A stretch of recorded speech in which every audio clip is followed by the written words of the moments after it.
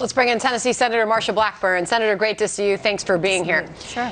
These were President Biden's head-turning remarks yesterday when he issued that threat to Vladimir Putin. Listen. I think he has to realize that it would be a gigantic mistake for him to move on Ukraine. The impact on Europe and the rest of the world would be devastating, and he would pay a heavy price. There will be no longer a Nord Stream 2. We will bring an end to it.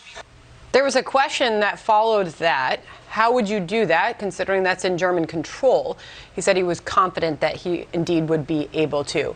Are you confident that that is leverage that we do indeed have if Putin invades? We shut down Nord Stream 2 pipeline? You know, Sandra, it is going to take the Germans working with us on this.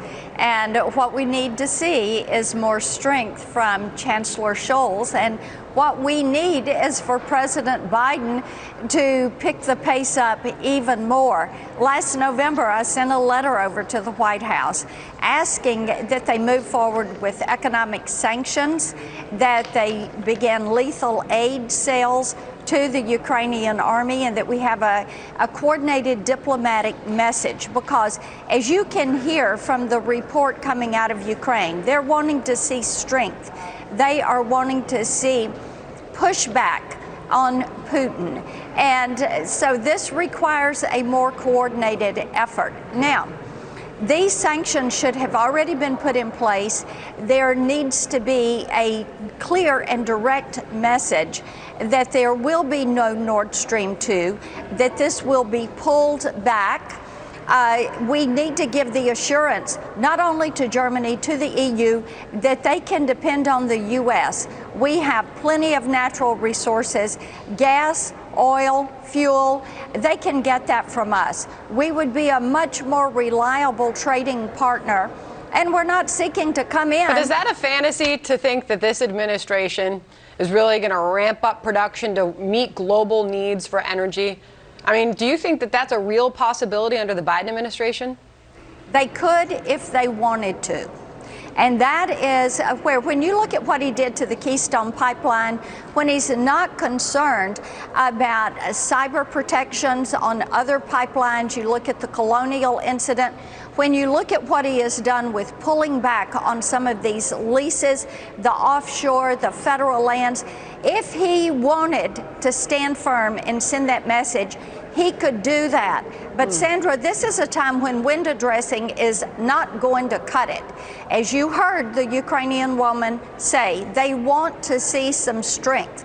They want to know, and it's that way with all of our allies. Yeah. Can we depend on the USA? And it should be a resounding yes. Well, we are going to be here to protect you. With this administration not getting ahead of it, the ball's sort of in Congress court. Correct. To do something, right? As far as those sanctions that you've been working on in Congress, I'll get to that in just a moment, but Robert O'Brien, the former National Security Advisor, he has a suggestion what we could be doing back here at home about all this. Listen.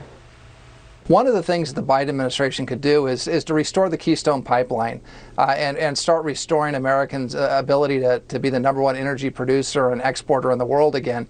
And that would send a massive message to Putin. If you drove oil prices down from 100 or 100 plus a barrel, that would take a lot of money out of his pockets. So I know you're working on sanctions, Senator, but wow, doesn't that sound like a strong message that could be sent to Vladimir Putin?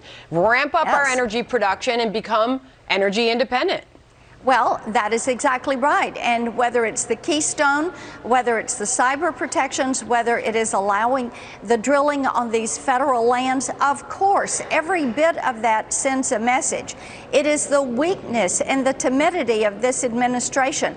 They're giving over to the left and letting climate be their god and not thinking about why they need to be focused on security and on energy. Look at what is happening with inflation. I hear it every single day from Tennesseans, the price of the pump. Americans are noticing. Yes, they are. And it's becoming a huge issue for the midterm elections. Inflation has not gone away, as many had predicted along the way, including the Federal Reserve, and it seems it's here to stay as long as the spending continues to go up. Senator, we're out of time, but thank you very much for being here. Thank you.